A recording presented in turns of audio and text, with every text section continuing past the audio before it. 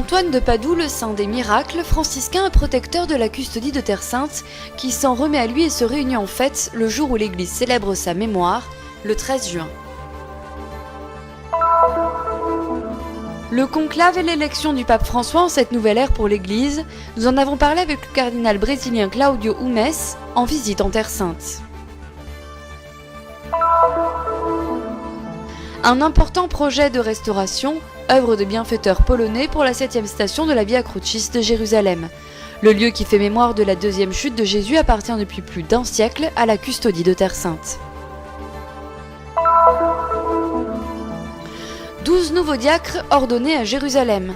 Ils viennent d'Europe, d'Asie et d'Afrique et ont été formés ici, dans la ville sainte, chez les Salésiens de Don Bosco et les missionnaires d'Afrique. Dans l'Antiquité, les piscines de Salomon étaient une précieuse ressource hydrique pour la ville de Jérusalem. Entre mémoire biblique et itinéraires caractéristiques, ces bassins peu connus se trouvent tout près de Bethléem.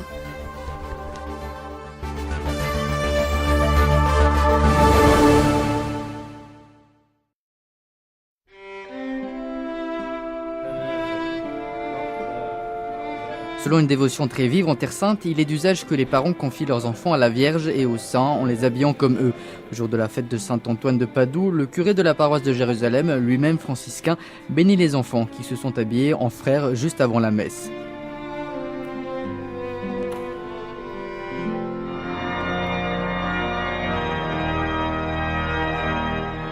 Nous sommes dans l'église de Saint-Sauveur, à l'intérieur du couvent qui est le siège principal de la custodie de Terre Sainte. Le 13 juin est l'un des jours les plus importants pour les frères qui font mémoire de leur patron. C'est en 1920 que Saint Antoine a été proclamé protecteur de la custodie, mais les faits qui menèrent à cette décision remontent à quelques années auparavant, ainsi que nous l'explique le père Artemio, précisément au moment où les Ottomans étaient sur le point de fuir Jérusalem. E vogliono fare piazza pulita. E cominciando da questo convento perché ils voulaient faire place nette, en commençant par ce couvent car ils pensaient que les Anglais l'auraient utilisé comme centre de leurs opérations. Tout autour se trouvaient de nombreuses bombes prêtes à le faire exploser. Grâce à Dieu, le consul espagnol est intervenu car la providence divine se sert toujours des hommes. Les frères ont beaucoup prié et Saint Antoine en particulier, car si tu cherches des miracles, Saint Antoine est le premier et grâce à cela, tout s'arrangea pour libérer le couvent. Sant'Antonio è il primo e allora grazie a questo tutto si combinò per poter liberare il convento.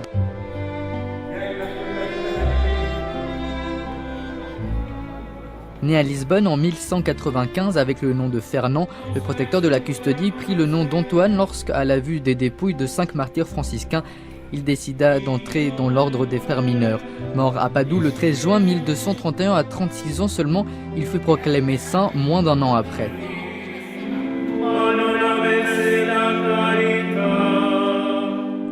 Antoine est connu comme le saint des miracles pour tous les prodiges qui lui sont attribués de son vivant ou après sa mort. Son œuvre en tant que prédicateur a elle aussi été très importante, ainsi que l'a souligné le vicaire de la custodie, appelant toujours à la prière comme relation avec Dieu, à la charité comme âme de la foi et à l'amour concret envers les pauvres et les personnes en difficulté. Il est franciscain, il suit François avec toutes les conséquences que cela comporte. Et comment est-ce qu'il le suit? En voyant deux pôles, l'enfant Jésus et le Christ crucifié. Il dit qu'en voyant le Christ crucifié, on voit la préoccupation, l'amour et l'intérêt que Dieu a pour nous et on voit ainsi notre dignité, nous représentons quelque chose. Et quindi si vede la nostra dignità, che siamo qualche cosa.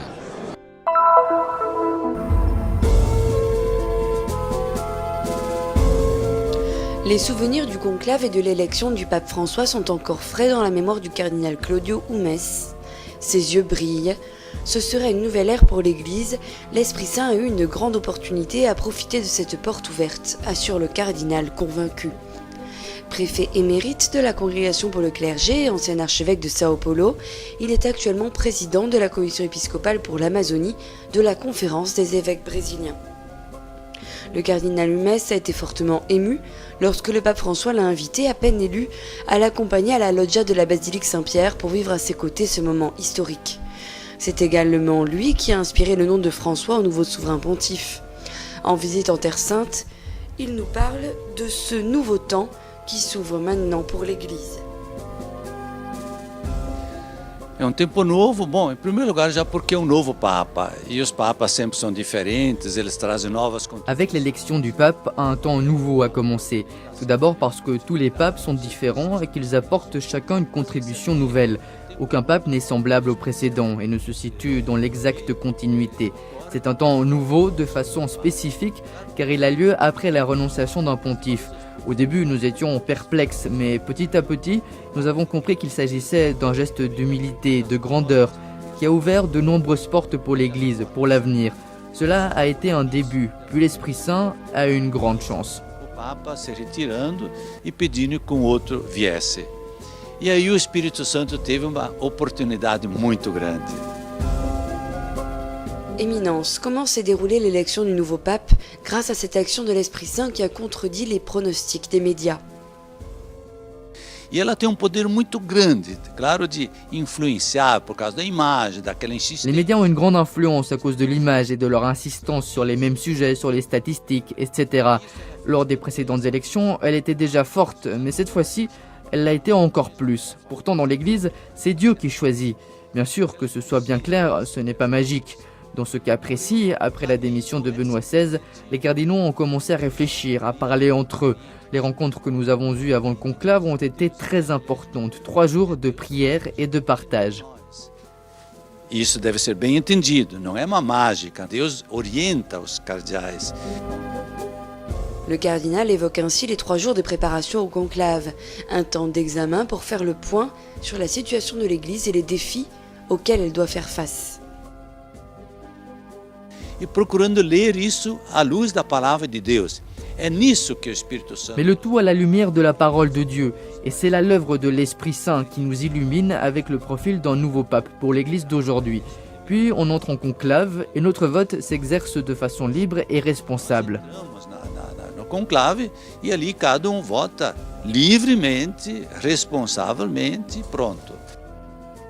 L'élection du pape François a été une surprise. Pour vous aussi?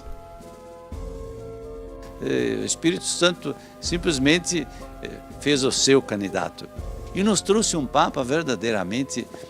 Oui, cela a été une grande surprise pour tout le monde. L'Esprit Saint a simplement amené son candidat, Dieu a opéré un grand tournant.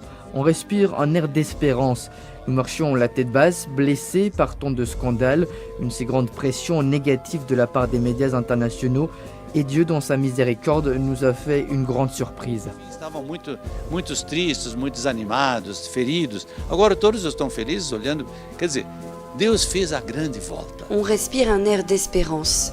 Il s'agit d'un moment nouveau, riche de possibilités, mais clairement, tout doit être construit selon les délais de Dieu, nous explique encore le cardinal. Le nom de François, lui aussi, tout un programme. Em primeiro lugar, aquilo que ele mesmo disse, ele lembrou dos pobres. São Francisco... Avant toute chose, il s'est souvenu des pauvres. Saint François s'est fait pauvre avec les pauvres. Com os pobres, viveu com os pobres, sobretudo com os leprosos da época. Le pape François nous rappelle que Saint François est également un homme de paix, qui a parlé de paix de façon pacifique, lui aussi en Terre Sainte. Saint François est respecté par les non-chrétiens également. Mas é aquilo que o Papa diz, nós devemos derrubar os muros, os tantos muros. Nous devons abattre les murs, les nombreux murs qui nous séparent et construire des ponts. Ce pape est un homme simple, un homme de Dieu qui prie et médite avec sa tradition jésuite. C'est un homme qui écoute beaucoup et qui veut écouter pour servir l'Église. De uma vida espiritual muito forte. Ele é homem que escuta muito e quer escutar muito.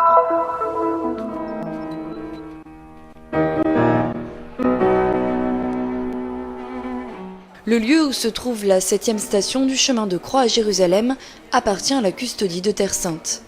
Plus de 100 ans après la fondation de la chapelle, d'importants travaux de restauration ont été menés sur l'autel ainsi que sur le tableau installé au-dessus qui ont été achevés grâce à des bienfaiteurs polonais.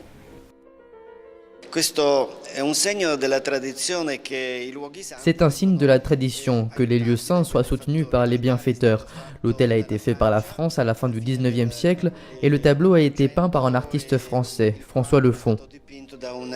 artista francese François Lefon. De la France à la Pologne, après la restauration réalisée gratuitement à Cracovie grâce au travail de l'entreprise de restauration d'Aleksander Piotrowski et de l'architecte Józef Dudkiewicz, l'hôtel est revenu au mois de mai et a été béni par le vicaire de la custodie, le père Artemio Vitores, après une messe célébrée dans la chapelle à l'étage supérieur, dédiée au Sacré-Cœur précisément le jour de cette fête.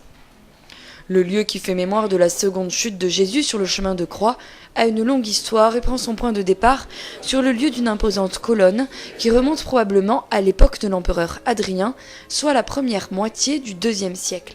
E ricorda anche un altro elemento architettonico della città, la porta dell'antico. Elle rappelle aussi un autre élément architectural de la ville, la porte de l'Ancien Testament évoquée dans le livre de Néhémie, qu'on appelle aussi l'ancienne porte. Ces deux éléments, l'ancienne porte qui donnait sur la sortie de la partie occidentale de la ville et la colonne, étaient une référence très importante pour les chrétiens. Jusqu'à la fin du XVIIIe, on se rappelait en ce lieu de la sortie de la ville de Jésus. Praticamente fino alla fine del Settecento si ricordava in questo luogo uscita di Gesù dalla città.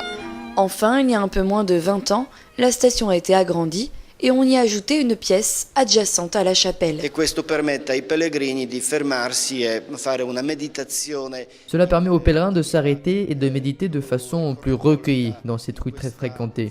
Car ici, à la 7e station, nous sommes près du souk, c'est-à-dire la principale voie commerçante de la vieille ville. Al souk, cioè la strada commerciale principale della città vecchia.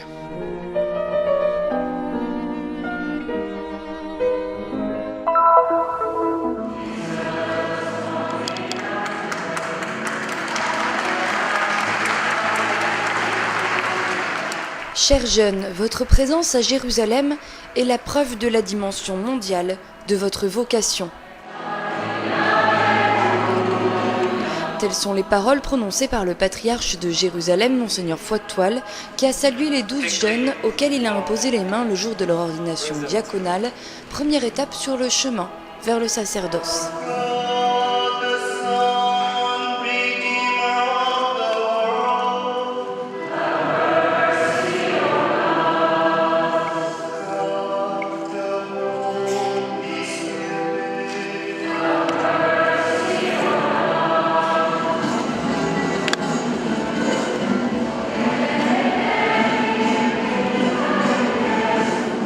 Leurs compagnons de cours, leurs formateurs, leurs familles et amis étaient là pour les accompagner en ce jour dans la magnifique basilique croisée à Sainte-Anne.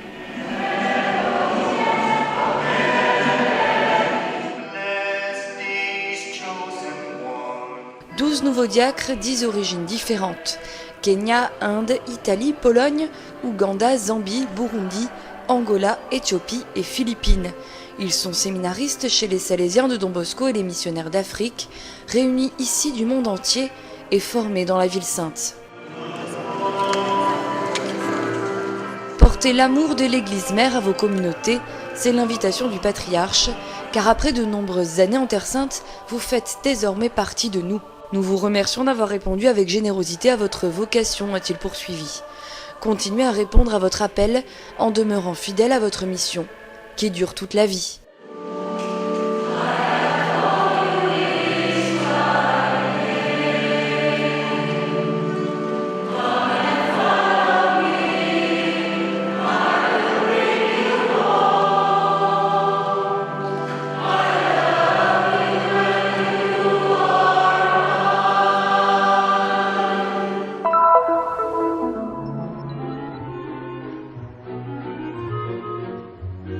À quelques kilomètres de la basilique de la Nativité de Bethléem, on trouve l'un des lieux les plus caractéristiques de la Terre Sainte, les piscines de Salomon, 3 énormes bassins d'eau qui à l'Antiquité constituaient la ressource hydrique de Jérusalem. De 8 mètres de profondeur et de 120 mètres de long chacune, les piscines sont en mesure de contenir plus de 200 millions de mètres cubes d'eau en tout. Leur fonction était de répondre au manque d'eau à Jérusalem. Un réseau sophistiqué d'aqueducs profitant de l'inclinaison et de la force de gravité, transportant l'eau d'ici à Jérusalem et aussi, pendant l'époque romaine, à l'Hérodion, le palais d'Hérode le Grand, situé près de là.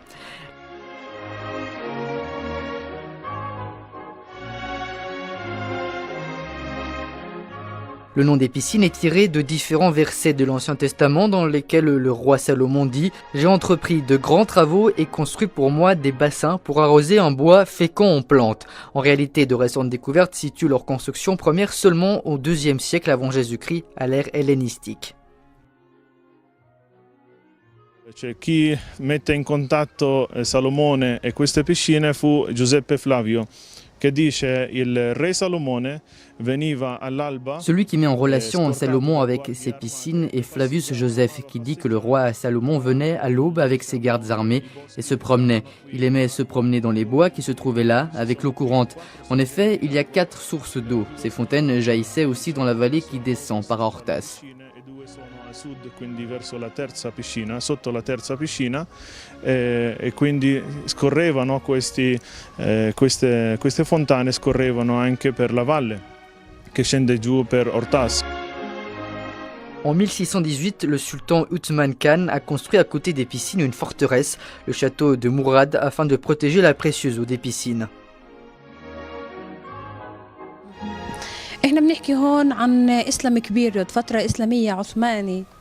Nous parlons de la période islamique turque au XVIIe siècle. Le but principal était celui de former une ligne de défense autour des piscines, c'est-à-dire de protéger les piscines de Salomon contre les ennemis.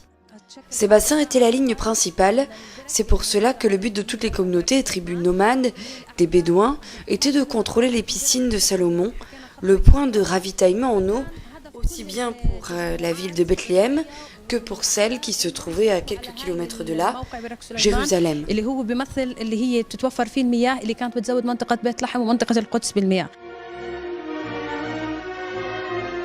Les piscines de Salomon se trouvent près de la vallée d'Ortas et de l'église de l'Ortus Conclusus, qui appartient à une congrégation religieuse qui en porte le nom. Un oasis de paix et une grande beauté sur le lieu qui, selon la tradition, a inspiré le cantique des cantiques. Un parcours peu fréquenté amène aux piscines de Salomon et à l'Ortus Conclusus. C'est pour cela que le Visitor Information Center de la Custodie de Terre Sainte encourage pèlerins et touristes à aller au-delà de la basilique de la Nativité et d'inclure dans leur visite les autres trésors de Terre Sainte. Peut-être même en dormant une nuit à Bethléem pour y découvrir la richesse de ces activités culturelles.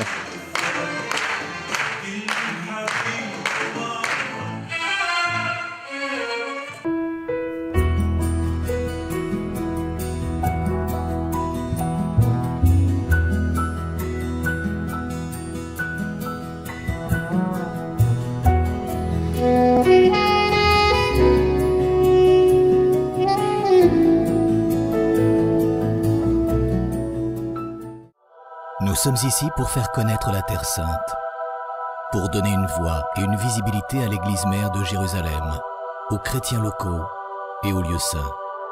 Nous sommes ici pour raconter les histoires nombreuses et souvent oubliées de ceux qui vivent au cœur des difficultés avec foi et courage.